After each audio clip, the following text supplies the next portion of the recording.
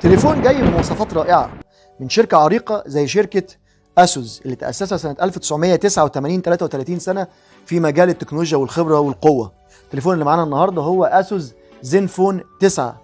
تليفون فيه مواصفات جبارة قوية، سعر منافس في السوق، وشراسة في الأداء. ابقوا معنا وشوفوا الحلقة دي لغاية آخرها عشان تعرفوا سعر التليفون، وهنستعرض مع بعضينا النهاردة أسوس زينفون 9. ابقوا معنا.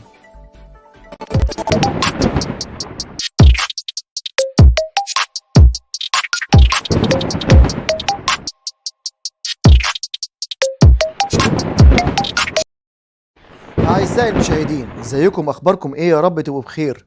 اهلا بيكم في حلقه جديده من حلقات قناه ثاندر للتكنولوجيا ومعلومات، ومعاكم اخوكم اشرف. شركه اسوس العريقه شركه من الشركات التقيله في مجال التكنولوجيا او مجال صناعه التكنولوجيا والشبكات. الشركه دي محدش يعرف ان هي انشئت سنه 1989،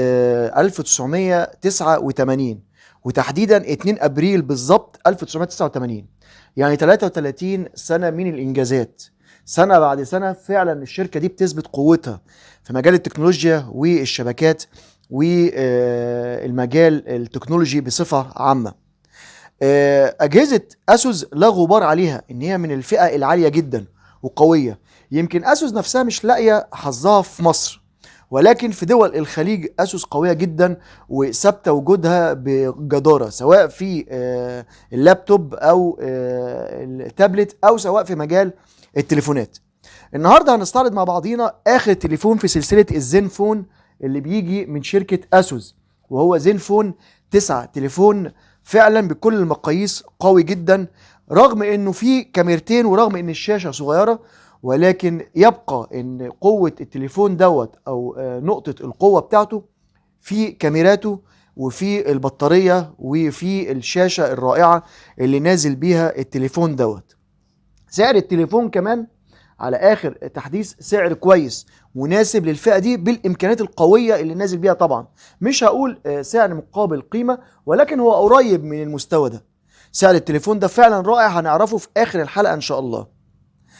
يلا بينا نبتدي نستعرض مع بعضينا التليفون، ولكن قبل ما هنبدا في الاستعراض مع بعض مش هنسى افكركم زي كل مره، ما تنسوناش سبسكرايب، اللايك، الشير في كل مكان، والكومنتس. صندوق الوصف اسفل الفيديو او صندوق الديسكريبشن هتلاقوا فيه لينكات من شركه جوميا وشركه امازون.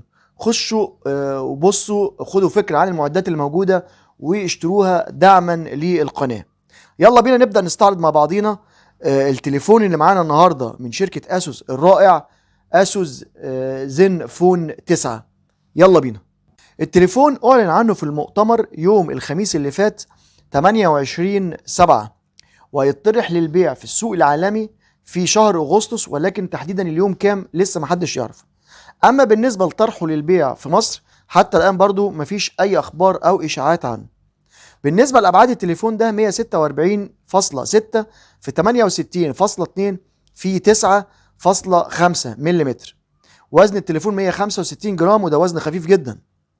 التليفون طبقه الحمايه بتاعته جوريلا جلاس فيكتس، ومن الخلف ومن الفريم بتاعه من الالومنيوم. التليفون مجهز انه يركب له شريحتين اتصال، ومدعم بطبقات الحمايه او الحمايه اي بي 68 المقاوم للميه وللاتربه.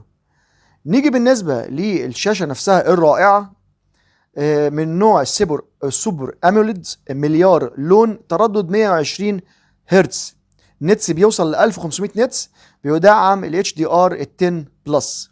مساحة الشاشة زي ما احنا قلنا هي صغيرة ولكن مش قوي طبعا، بتوصل ل 5.92 انش بقوة استحواذ للشاشة 84.6%. ريزوليوشن الشاشة 1080 في 2400 بقوة 445 بي بي اي او بيكسل بير انش. طبقة الحماية زي ما احنا قلنا كورنينج جوريلا جلاس فيكتس، ومدعم بالاولويز اون ديسبلاي او النوتيفيكيشن اللي بتطلع على الشاشه اثناء وهو الشاشه مطفيه.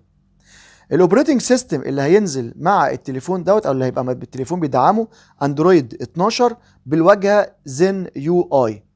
زي ما احنا عارفين بقى القوه الثانيه وهو البروسيسور، هينزل بقوه سناب دراجون او نوعه سناب دراجون من شركه كوالكوم 8 بلس الجيل الاول، والمعتمديه بتاعته زي ما احنا عارفين 4 نانومتر.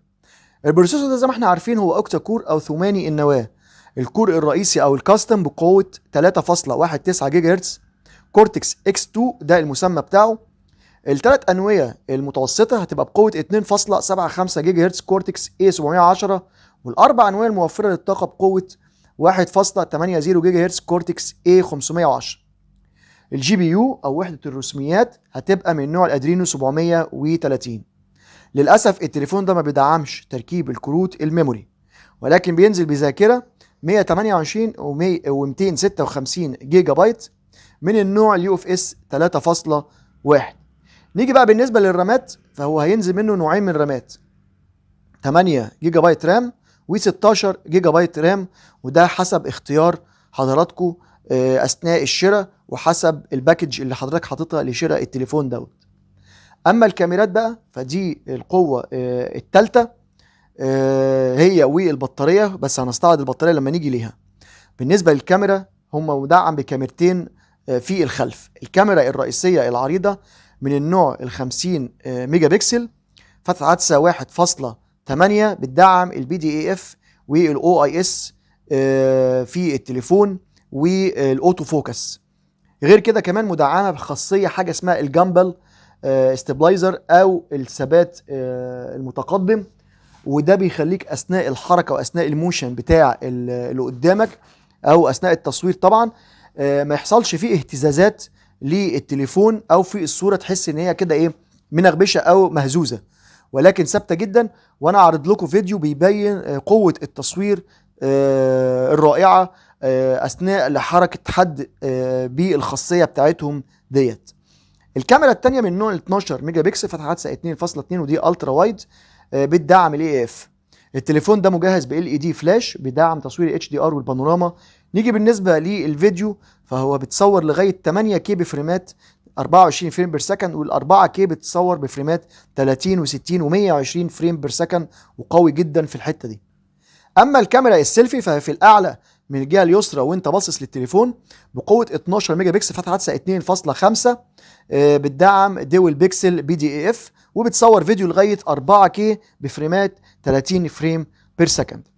اللاود سبيكر او السماعه من نوع ستيريو من الاسفل ومن الاعلى، والحمد لله بتدعم تركيب لجاك 3.5 ملم.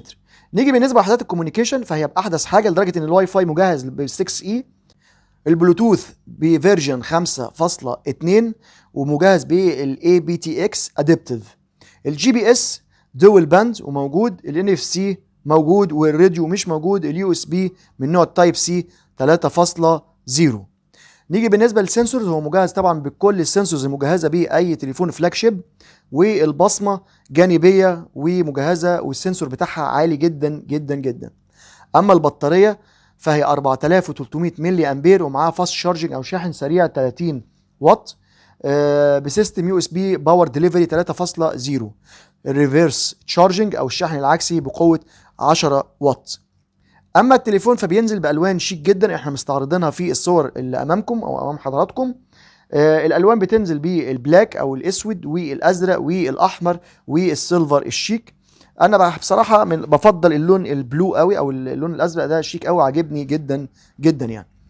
اما سعر التليفون فهو اخر تقدير ليه 800 يورو، يعني تقريبا بالمصري احنا بنتكلم في حوالي 15 او 16 الف جنيه تقريبا بسعر النهارده بالنسبه للتليفون دوت. يا رب التليفون ده ينزل مصر، ولو وردت اي طبعا اخبار هبتدي اقولها لحضراتكم. ولغايه هنا احنا وصلنا لنهايه الحلقه عشان ما اطولش على حضراتكم، ورب اكون وفيت الحلقه حقها واديتكم المعلومات اللي تقدروا بناء عليها تقدروا تشتروا التليفون دوت. مش هنسى زي كل مره افكر حضراتكم ما تنساش سبسكرايب، اللايك، الشير في كل مكان، الكومنتس، وهنرد عليكم على طول صندوق الوصف او صندوق الديسكربشن اسفل الفيديو في لينكات من شركه امازون وجوميا. بصوا خشوا بصوا خدوا فكره عن المعدات واشتروها دعما للقناه.